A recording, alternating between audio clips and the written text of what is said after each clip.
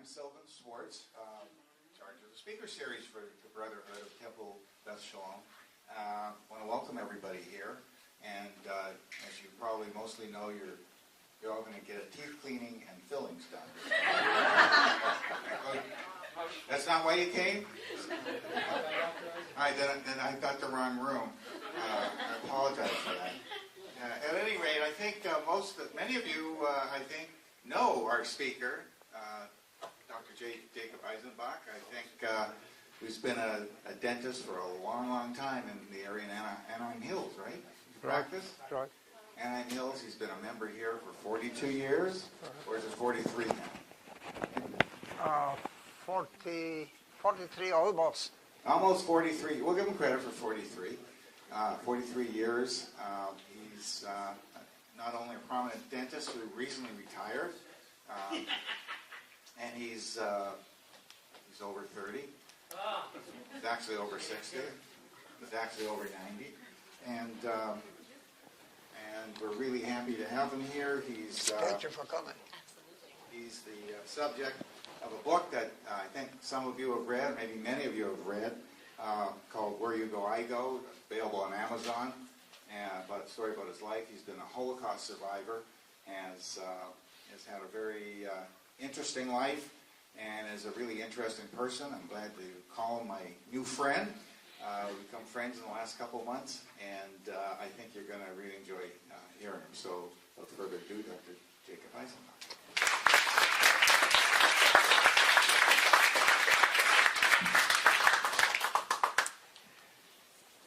Thank you, Sylvan. First of all, I want to thank Jay Lieberman, as well as Sylvan, for inviting me to speak to this wonderful group. And I thank everybody for coming here. I have many of my friends and former patients. I say former because I just retired 3 months ago. And I'm glad to see you all here. Okay.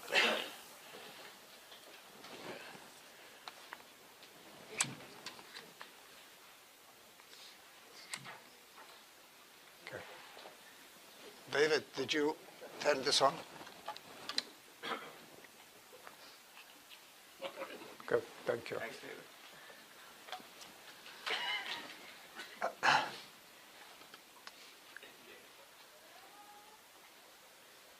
I was born in Poland 92 years ago in the city of Łódź, second largest city in Poland after Warsaw. Łódź had 700,000 people. Half of those people were Jewish. So we had a Jewish community of 350,000 with a great culture.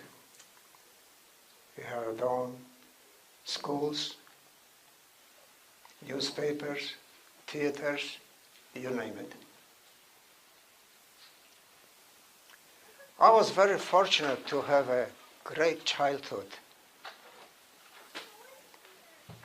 I come from a family where my parents had 4 children, and I had an extended family of about 100. Very loving family.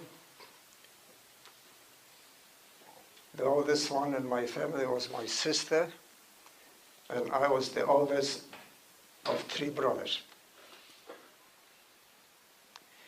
My parents had a special talent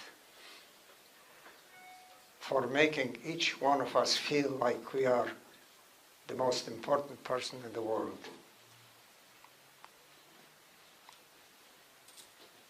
They instilled in us very important feelings of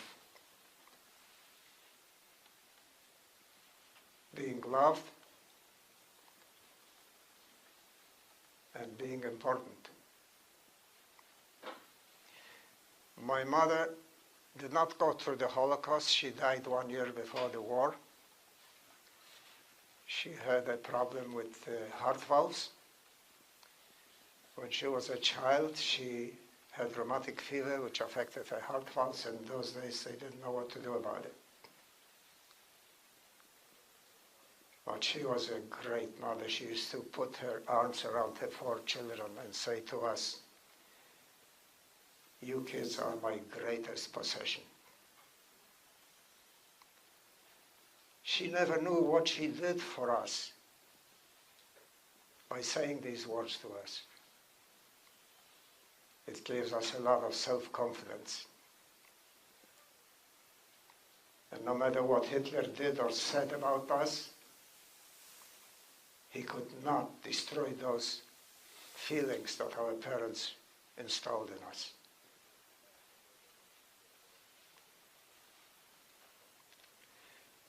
Before World War II started, on September 1st, 1939, Hitler signed a non-aggression pact with Stalin. They decided to divide Poland.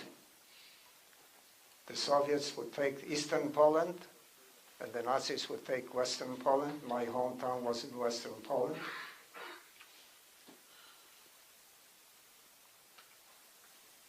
The war started completely unexpectedly. The German army was fully motorized, Air Force. Hitler started arming Germany practically from the day he became the Chancellor.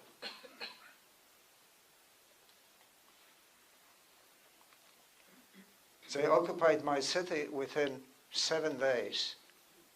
The entire war in Poland lasted 3 weeks. Poland was completely unprepared for this attack.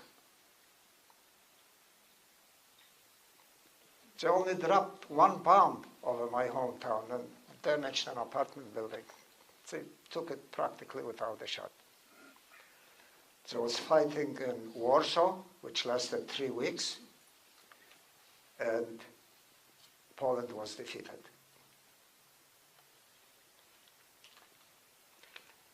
Shortly after the Germans took over Lodz, my hometown,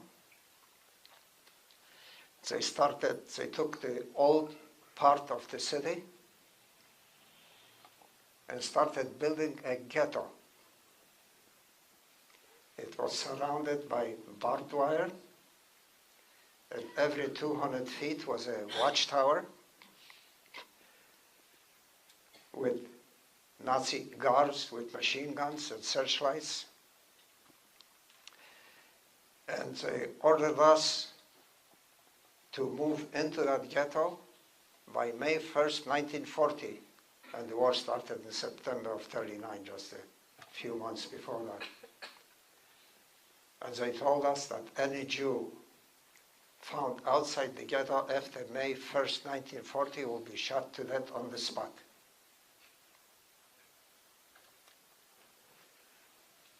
Many Jews from my hometown escaped to the Russian part of Poland. Whatever the Russians did, they did not kill Jews.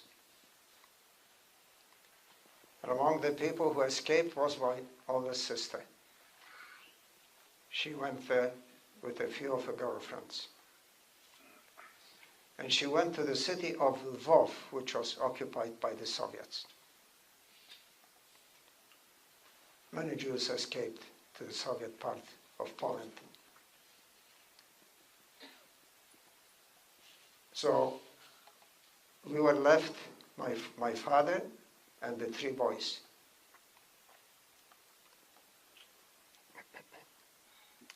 And the rest of my family, my extended family.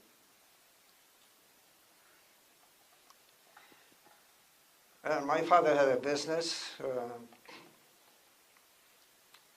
and he just didn't want to move away. So we remained under German occupation.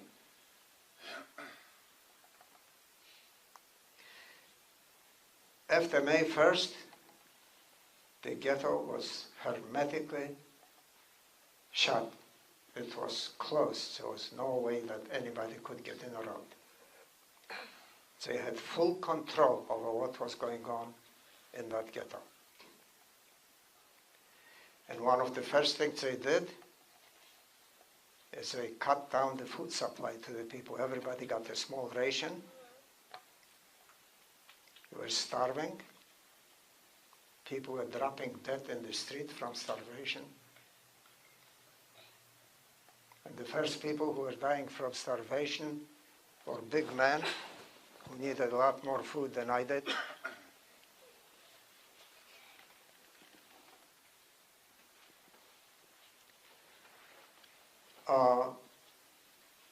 There was a typhus epidemic in the ghetto. And my youngest brother, Henry, was 11-year-old, and we had, in that ghetto, we had 180,000 Jews. We had 2 hospitals in the ghetto, which were there before the war, and we had our own doctors. So I called the doctor. He developed a high fever, and the doctor took one look at him and he said, "It looks like he has typhus, take him to the hospital." So I took him to the hospital, and the next day I was on my way to work. I had a job. And I was passing one of those 2 hospitals, not the one my brother was in. There was a Nazi truck in front of that hospital, the type of truck that is used to transport cattle. There were spaces between the boards. And I could see they were loading patients from that hospital on that truck. 20 layers on top of each other, live people, guarded by SS men with machine guns. When I saw that, I started running to the other hospital where my brother was. It was about 2 miles. On the way out there, I see one of those trucks moving away from the hospital. So I stopped to see between those boards to see if I can see my brother there. It was loaded with people, 20 layers on top of each other. The driver had a companion with a rifle. The streets were deserted. When he saw me looking at that truck, he pulled out this rifle and shot after me. But he didn't get me because I was in front of an apartment building and I ran into that building. So the truck continues in the direction they were going, and I continue running toward the hospital. And the same thing was happening. There was another truck there being loaded with people. Couldn't get in.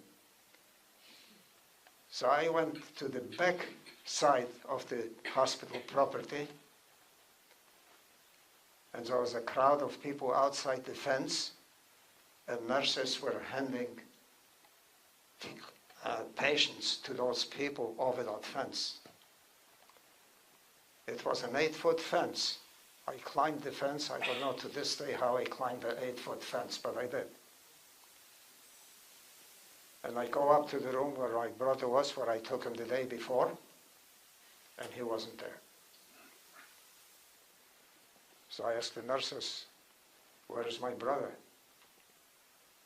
"Well, he was taken out about 15 minutes ago. He was in that truck that I passed." These trucks went straight to the gas chambers. So I have never seen my brother again. Sometime after that, they called my father. They ordered him to report for deportation. And those deportations were taking place a lot. They put people in trains and took them to the gas chambers by the thousands. At first, we didn't know what was happening to those people because they were told that they are going to other camps for labor. but they were not going to other camps for labor. They went straight to Auschwitz. So my father was ordered along with 600 other men to report for deportation. And I have never seen him again. I met a man after the war who told me what happened. He was part of those 600. And he told me that the Nazis took those men to a place where they were carrying heavy rocks from place to place, useless work, on a starvation diet, and they just died out.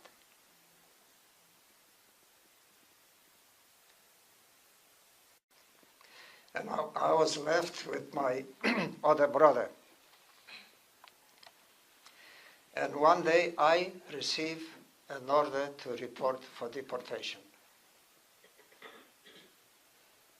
And I knew that was a death sentence. We didn't know what they were doing at first with those people that they are taking out from the ghetto. But later on we found out from the Polish train conductors that they're taking those people by the thousands and no one ever comes out. And they could smell burning flesh in the air.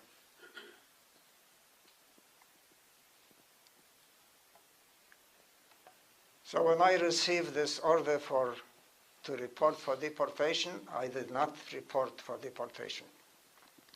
I went into hiding, my brother and I. We live in a single room upstairs with wooden steps. When you went up those steps, you could hear loud voices from the steps, from the stairs. And we removed everything from that room and put a padlock on the outside. And we were hiding in friends' places. And neighbors were telling us that the police was there several times looking for us, for me, not for my brother. He wasn't ordered to report. And they saw the padlock on the door and just walked away. We managed to hide for a month. We ran out of places to hide, and we knew that the police was there a number of times and walked away. So we decided, let's go back into that empty room and hide in there. So we put some straw in a corner, 20 below zero outside and 20 below zero inside. At midnight we hear steps. Two guys, policemen, talking loud. They come up to that door, they see the padlock, and one of them says to the other, "Well, you see, there's a padlock here. There's nobody here. Let's go." And the other policeman was a wise guy, and he says, "No, let's not go. Let's knock off that padlock and see what's inside." So he went downstairs, got a hold of a crowbar somewhere, knocked off the padlock, opens up the door, and the good guy had a flashlight. He looks around and he says, "Well, you see, there's nobody in here. Let's go." And the other guy says, "No, let's not go. Let's look in that corner there." So there was a bulge there, my brother and me.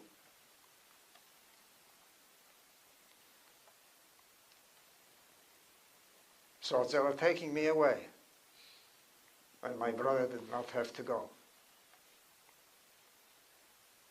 And my brother says to me, "Jack, our entire family is now gone. Now they are taking you away.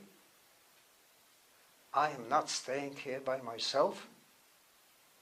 I'm going with you. Wherever you go, I go, and whatever happens to you will happen to me."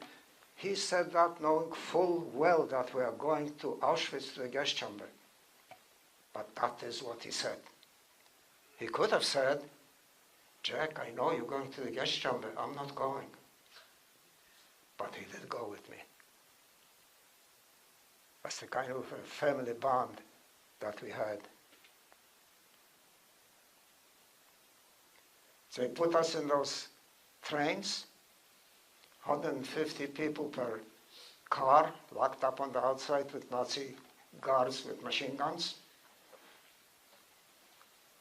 Standing room only in those cars, 3 days and 3 nights. The train stopped, and we were sure we were in Auschwitz. They ordered us to get out. It was not Auschwitz. What happened is that the Nazis lost 4 million men at the Battle of Stalingrad, because in 1941, Hitler broke the non-aggression pact with Stalin and invaded the Soviet Union. I'm sure most of you know that.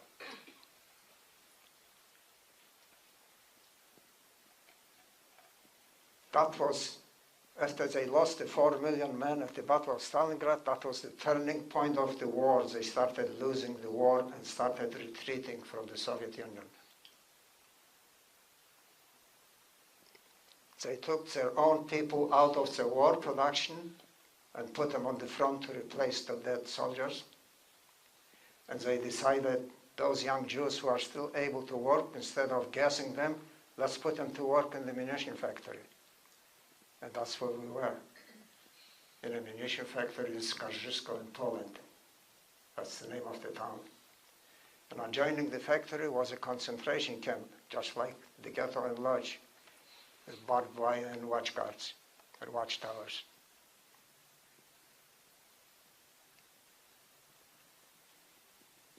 So I was there for a few months. That's where I met my future wife, in that munition factory. We got married a few months after the war.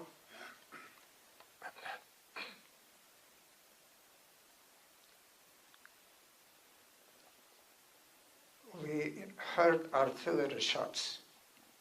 The Russians were coming close. On January 15th, 1945, the war was still going on until May. At midnight, the Nazi guards around the camp on these watchtowers suddenly disappeared with their machine guns. It never happened in 5 years. And we had a Jewish leader in that camp. There were 6,000 Jews in that camp. And he told us not to get out of the camp in the middle of the night because there are bullets flying. And we could hear the artillery shots. He said, wait till the morning, so we did. In the morning, we walk out of that camp, and we are free. There wasn't a Nazi in sight. First thing we were looking for was food. We found a Nazi army truck loaded with food and vodka. But we were told not to eat much food because our bodies were starved, and if you eat a lot of food, you can get sick. So you have to gradually build yourself up. So that's what we did.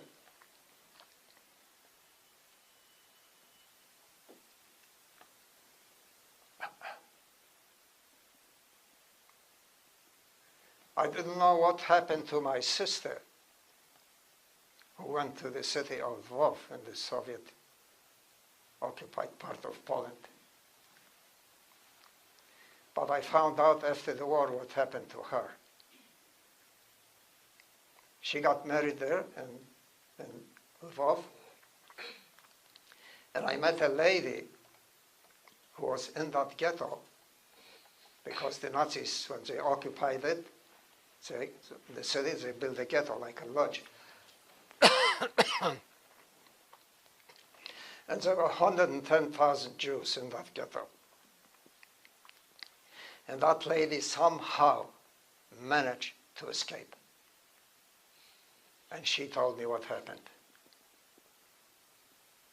The SS men came with machine guns, and in 3 days, they killed all 110,000 Jews in that ghetto. I have never seen my sister again.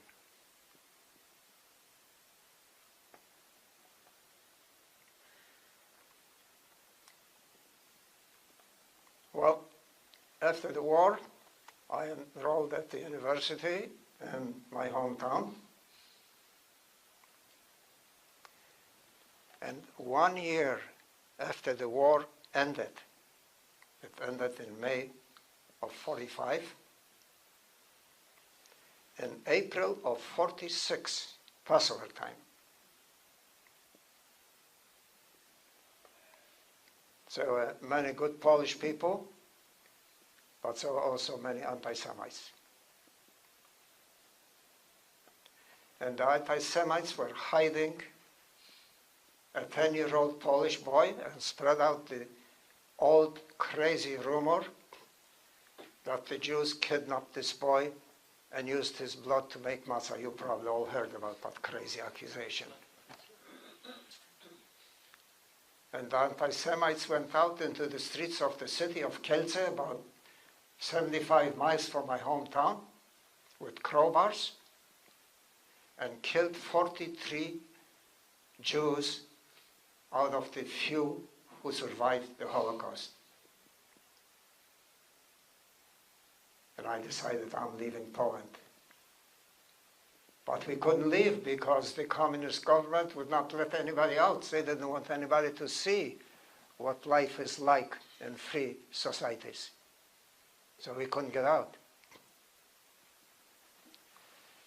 There was a Jewish organization called Bricha from Israel, from Palestine in those days.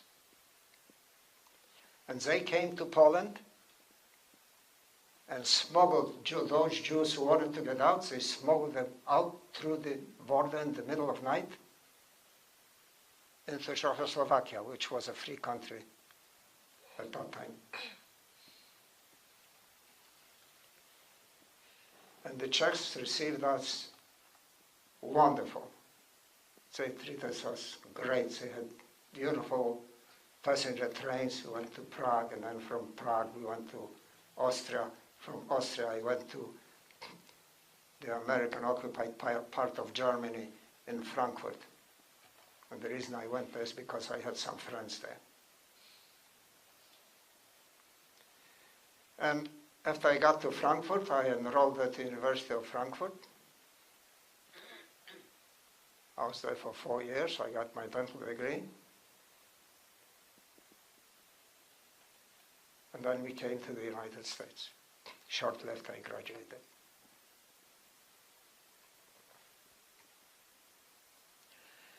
There are people around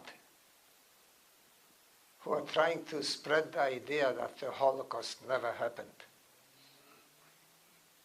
And that includes the former president of Iran, Mr. Ahmadinejad.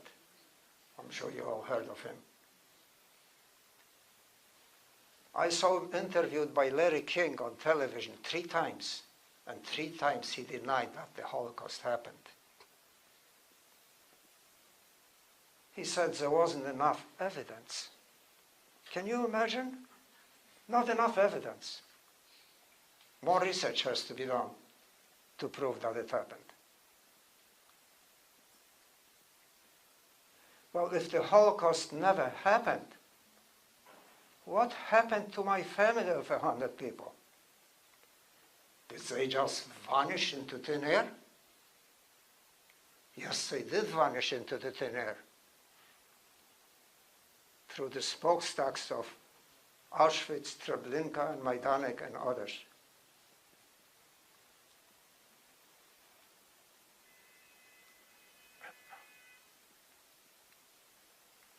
So it is very important that people know what happened under the Nazis.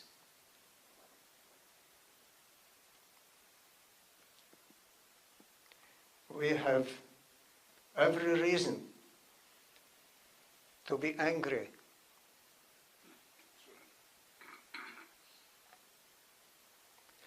but we will not submit to anger.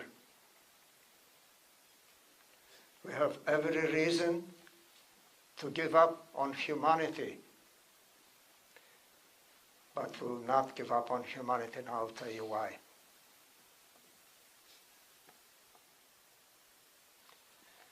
Anybody in the room who heard the story about the King of Denmark? Would you raise your hand?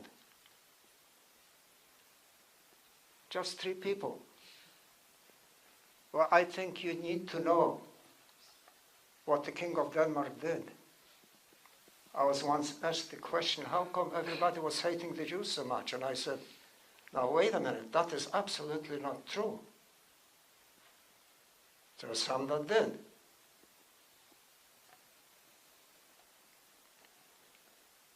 The Nazis occupied Denmark and ordered the Jews of Denmark to put on yellow stars on their outer clothing so they could identify them in the streets, round them up and send them to Auschwitz. And the King of Denmark said to Hitler, if you are going to make our Jewish citizens put on yellow stars, I'll put on a yellow star. Every member of my family would put on a yellow star. And every Dane in the country would put on a yellow star. And you would not be able to tell who's Jewish and who's not. That's exactly what happened. Denmark saved every one of the Jewish people. I consider Denmark, the Danish people, some of the most civilized humanitarians on this planet. Then the King of Denmark was concerned that Hitler may find some other ways to identify Jews. So he put them on ships and sent them to Sweden, a neutral country where Hitler couldn't touch them. And they all survived. Did you ever hear the name Raoul Wallenberg? Well, most of you didn't. So let me tell you the story about Raoul Wallenberg. He came from an aristocratic Swedish family, and he was appointed ambassador to Hungary. And Hitler was occupying Hungary, and he was about to ship 100,000 Hungarian Jews to the gas chambers. And Mr. Wallenberg issued 100,000 Swedish visas to those people. They became instant Swedish citizens, and Hitler could not touch them.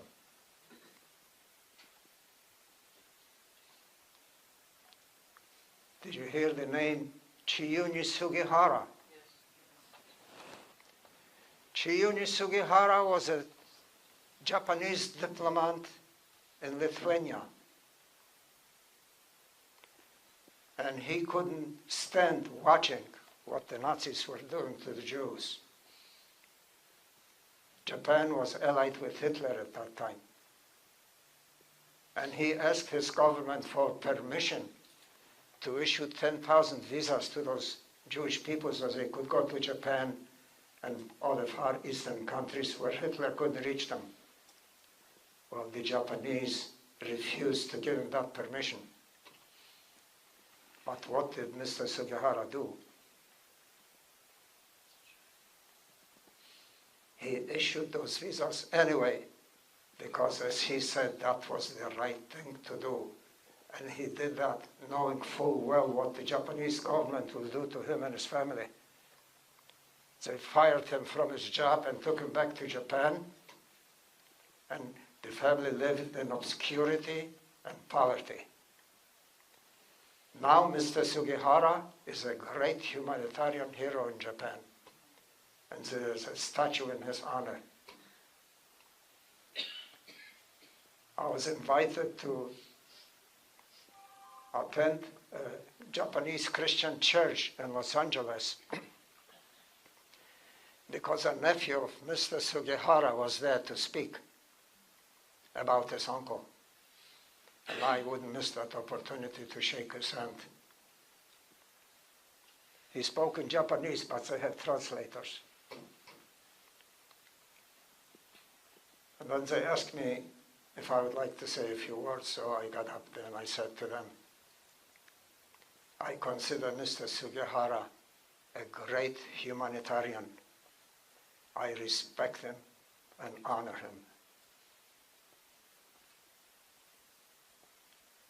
And that's what his nephew said about his uncle.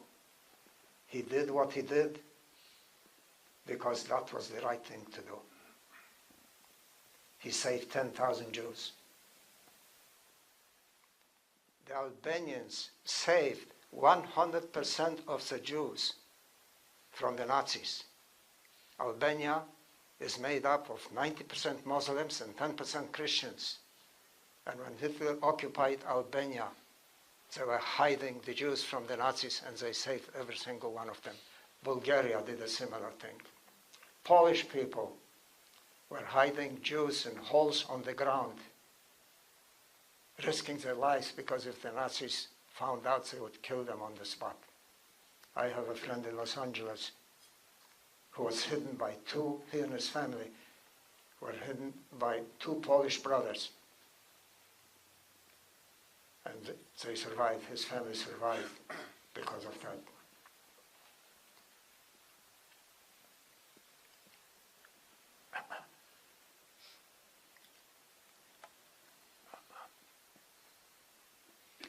I think it is important that the world knows what happened.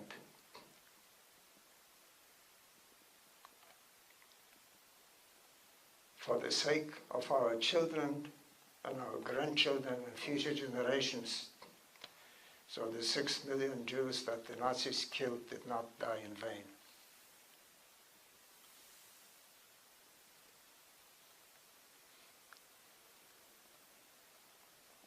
And what all these people did for the Jews, how could I possibly lose faith in humanity when people like this walk the surface of the earth?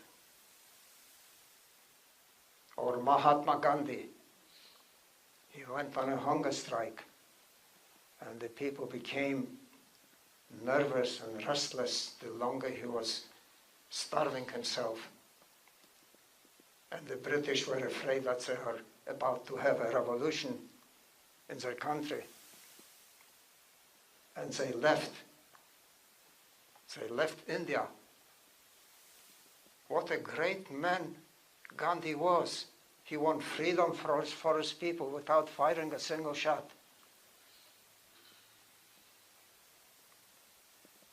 Some of the greatest men of the last century, but I consider some of the greatest, was Gandhi, Anwar Sadat of Egypt, President Reagan, and Gorbachev. You know who Gorbachev was.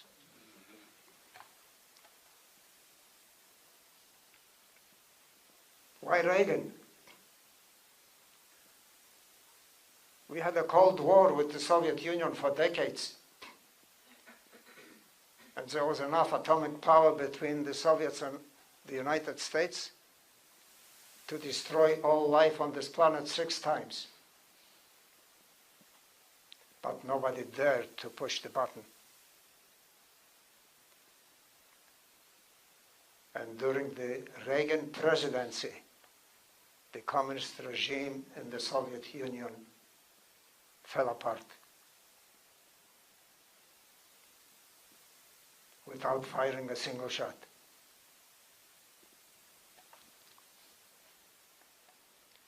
One of the greatest things that a human being can accomplish, what our tradition is teaching us, is to turn an enemy into a friend.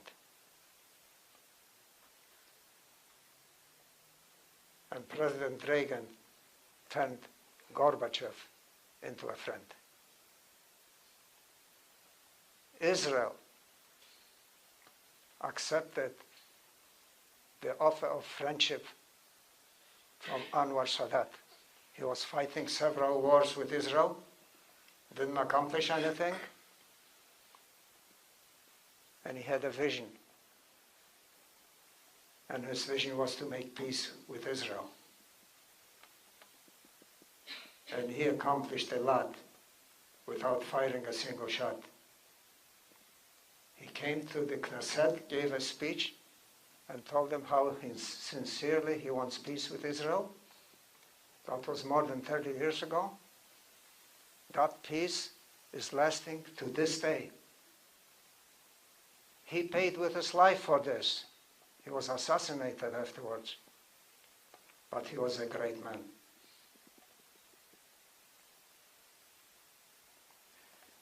History has shown us over the centuries, for thousands of years, that tyrants and murderers managed to come to power. But in every single case, if you study history, you'll see that eventually the positive forces come out on top. That's why I have faith in humanity. And ISIS is not going to last forever as well.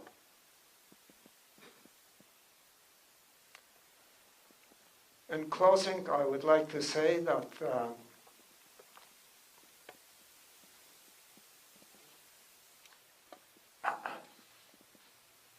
there's one thing I want to tell you too. I gave a speech to some rabbinical students recently. And when I got through, one of the students asked me, "Do you feel like having revenge?" And I said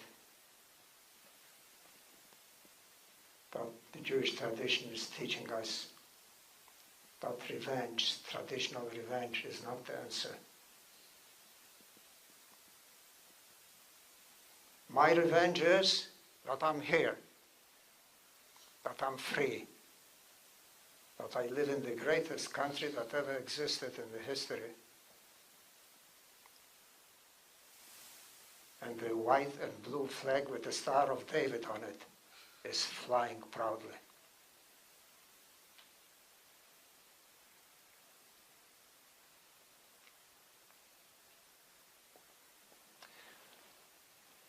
I would like to say, may God bless this great United States of America. May God bless the glorious state of Israel. And may blessings follow you wherever you go and whatever you do. Thank you.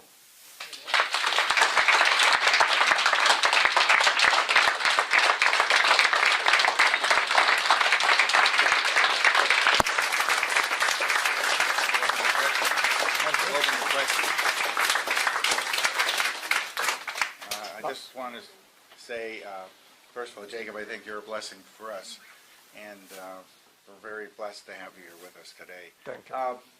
If anybody has any questions, I'm going to ask you to stand up, say it loudly. I'm going to stand here in case Jacob doesn't quite hear all of it, and I may have to translate, but we'll take some questions and answers, but please stand up and try and project. Good morning, and thank you so much. Would you mind coming up here to the microphone so everybody can hear you? Yeah,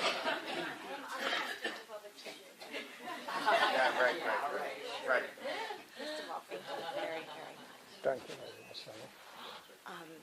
Thank you for sharing your story, for your bravery, for your courage, for your insight, for your strength, for your wisdom. I'm wondering,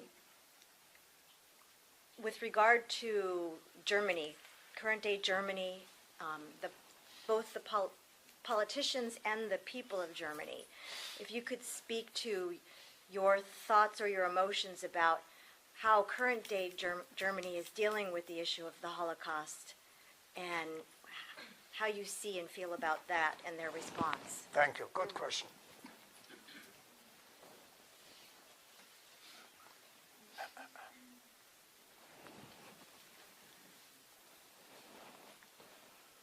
Making friends out of an enemy.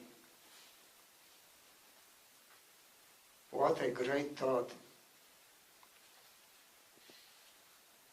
Some of the best friends of Israel is the German government. And there are many German people who are friends of Israel. There's still anti-Semitism in Germany. But the German people are not the same people that they were under the Nazi rule. They were very militaristic, very obedient, and they followed Hitler blindly. Germany started World War I and they lost it. They started World War II and they lost it. They don't want any more wars. They had enough. When I was a student at the University of Frankfurt, all my other German students, they were all members of the Hitler Youth. That's the Hitler young generation. They were all supporting Hitler. Well, we didn't have, all the Jewish students that were there, we didn't have anything to do with those German students, at that time. But Germany is now a very, very different country. And I think they are learning some morals and ethics. People can change. And I think the German people have changed. Not all of them, but many of them did. Anybody else? What happened to your brother, your baby brother? Very good question.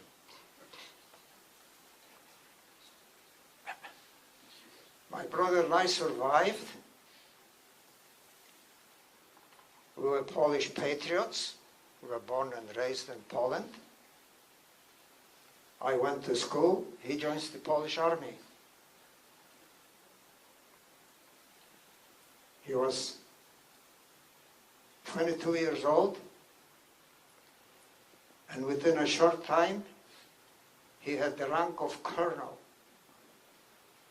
At the age of 22, he was in command of 10,000 soldiers. That's almost unheard of for a 22-year-old to have a rank of colonel, one rank under a general. The army decided to send him to the city of Białystok in Poland. And Białystok was known for being an anti-Semitic city. So my brother Sam changes his name from Sam Eisenbach to Stanisław Adamowski, as Polish as you can get it.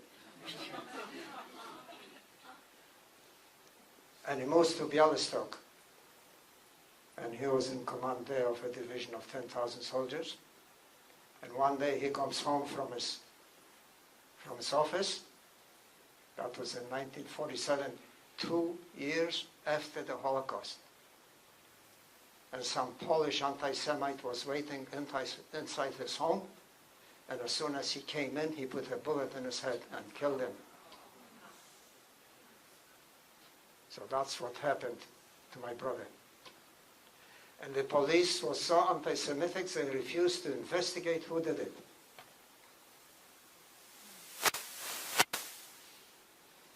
Does that answer your question? I didn't know about Albania, saving the Albanian Jews. Could you say more about how that happened and why that happened and how many Albanian Jews were saved? I don't have the numbers of how many Jews lived in Albania, but there were thousands of them, many thousands. And the people were hiding those Jews.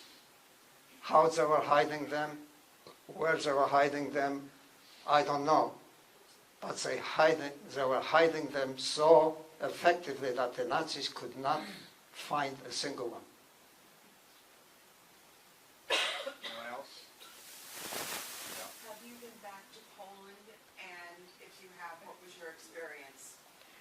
I was back, and I left Poland in 1946 after the pogrom in Kielce.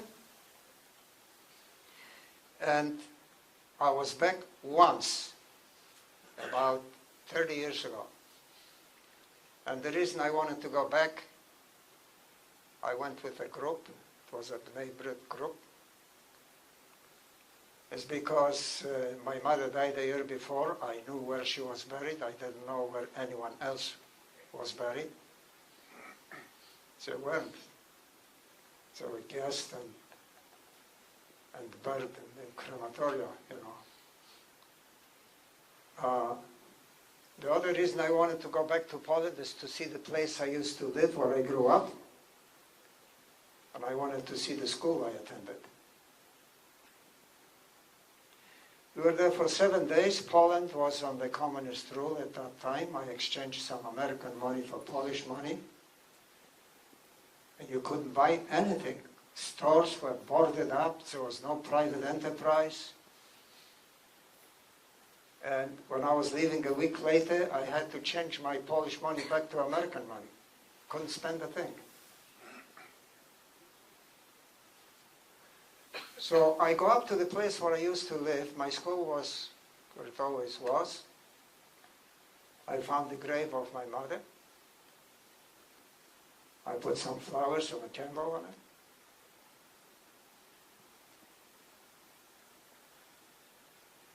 And I walk up to the place where I lived. It was an apartment, an upstairs apartment.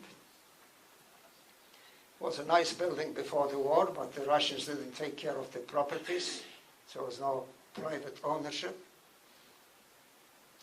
And this apartment was divided into 3 smaller apartments, and 2 of the 3 had padlocks on them, and 1 of them did not. So I knock at the door, and a young man, maybe 28 or 30, opens the door, and I say to him in Polish that I'm a visitor here from the United States. And I used to live in this apartment, and I just came to see it. My mother died in that apartment. So he invites me, he opens the door, his wife was cooking dinner, they had company, they had a 8-year-old girl. And I said, I would love to stay here, thank you for the invitation, but I have people waiting for me downstairs, and I can't. So he made me promise that next time I come to Poland, that I will come and have dinner with him. And I didn't tell him I was Jewish, but I'm sure he knew. So as I said before, there were many Polish people who were friendly to the Jewish people. Wanted to give this little girl some money so she can buy herself a toy or something. He wouldn't let me do it. He was a very nice person, and so was his wife.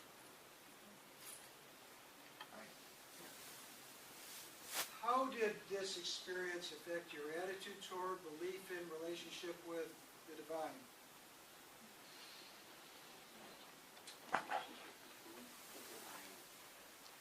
God gave man free will.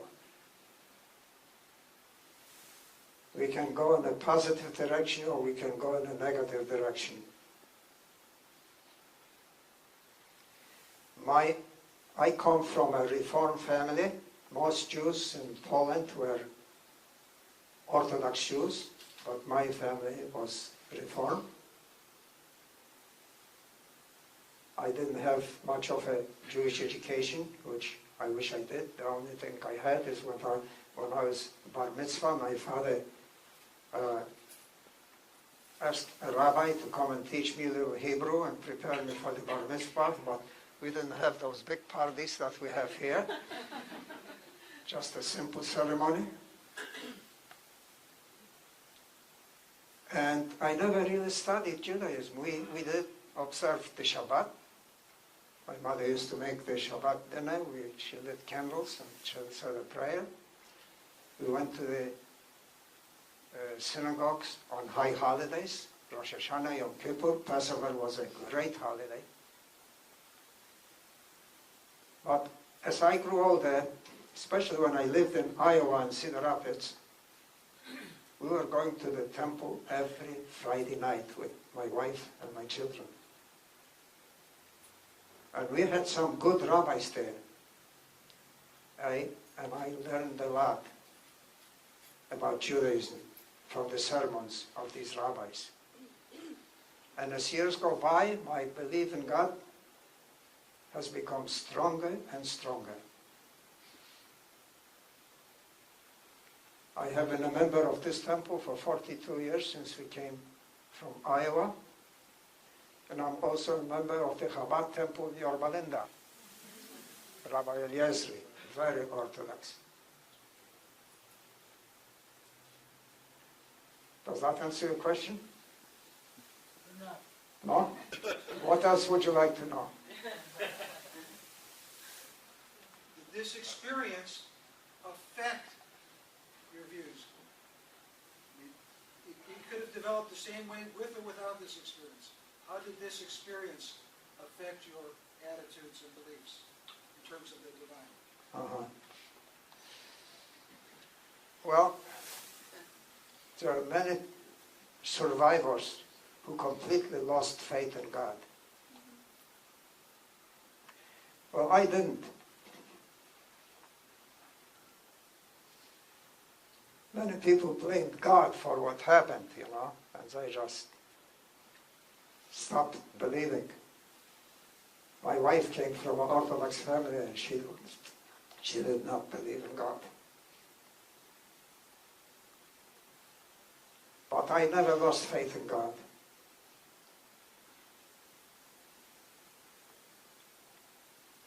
I think the creation of the state of Israel after 2,000 years of exile, I believe God had a hand in it.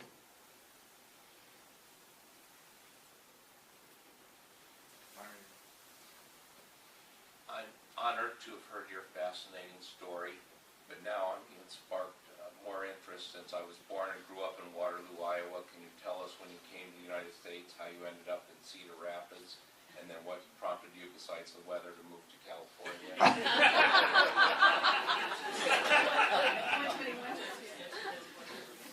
When I came to the United States, I didn't know a word English. That was in 1950.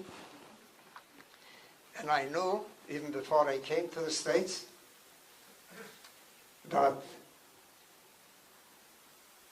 my German degree would not allow me to practice dentistry here, that I will have to have an American degree. There are 43 dental schools in the country.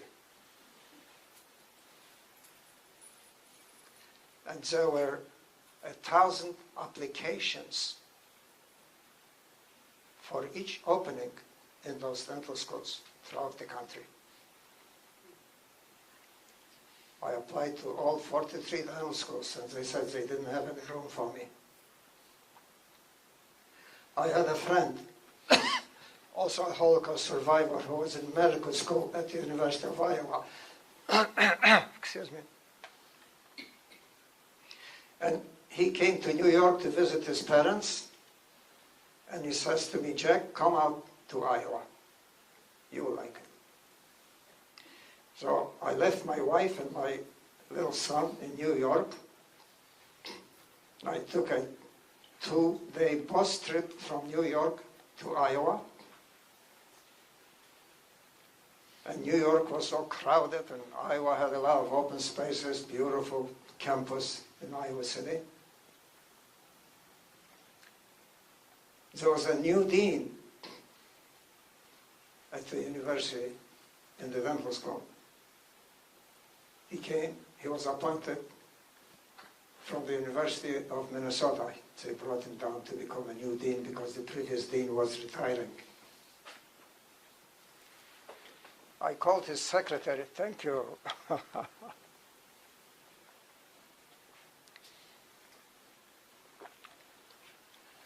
I called the dean's secretary one day.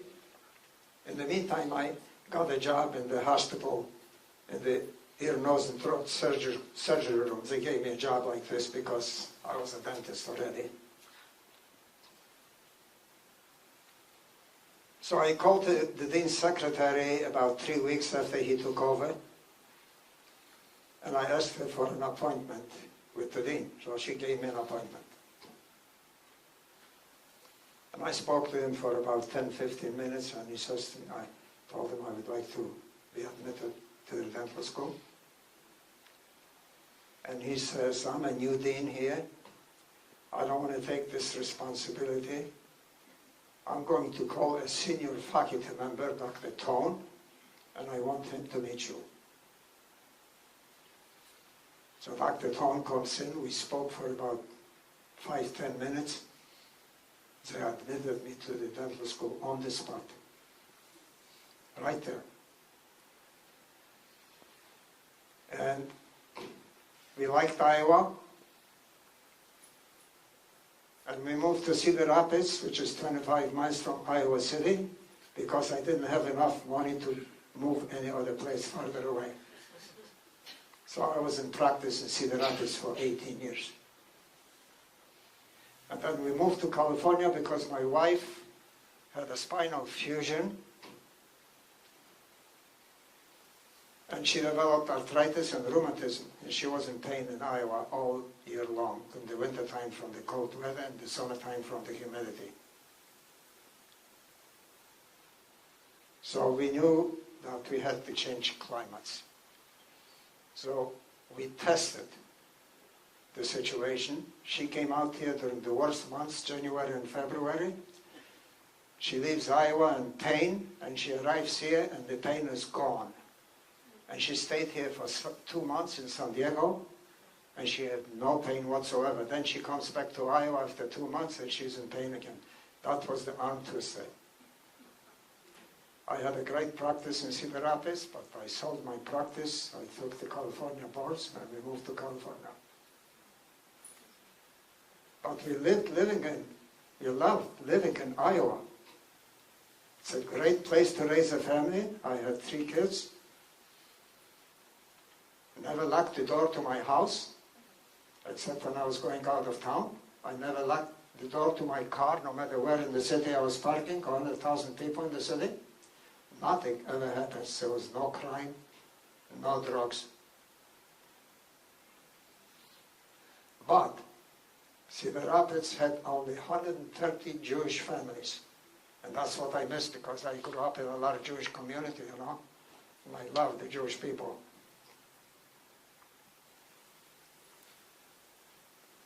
And I just gave a speech to a Jewish retirement home here in Orange County recently. And the lady who is an officer in that home, she has a sister in Cedar Rapids. And she told me that the number of Jewish families in Cedar Rapids, which was 130 families for all the 18 years that I lived there, that number went down to 70 families. So I'm glad to be in California. I'm very happy here.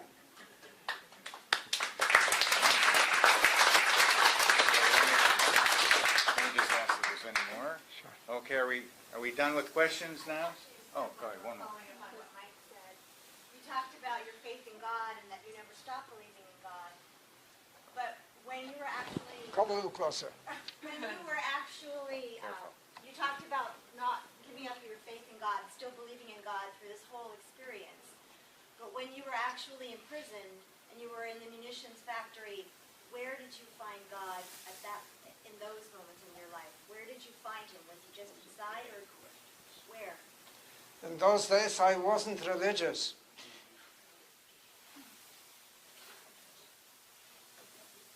And I just knew that there was a God. But I looked, for example, at dental x-rays. I can see 3 layers of teeth in there. Eventually, all these teeth found their proper place in the mouth. There's a plan. There's no human being that could reproduce God's plans. So I always, now that's just one of the reasons, but I always did believe that there is a God. But my belief becomes stronger and stronger as time goes on.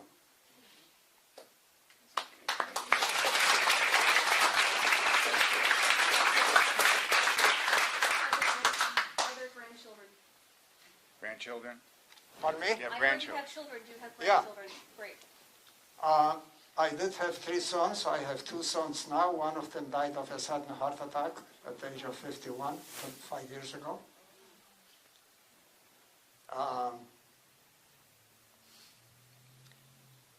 Both of my sons are married. One lives in Malibu. He's a medical doctor. My other son is David. That's my baby son. He's married. He has a daughter, Amy. And I have another granddaughter from Mark, who died.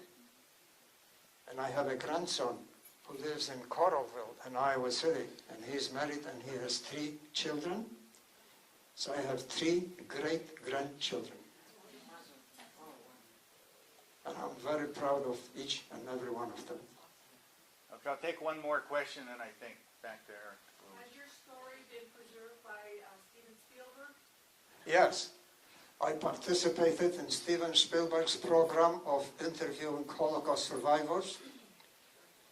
And the video is at the National Museum of the Holocaust in Washington, D.C.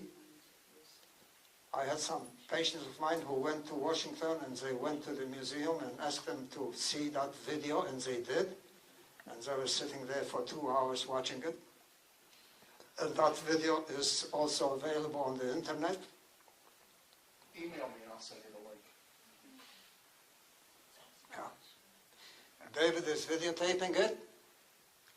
Videotapes. Anybody who would like a videotape, let me know. All right. I'll see to it that you get it. Let me just thank you. Well, okay, thank you.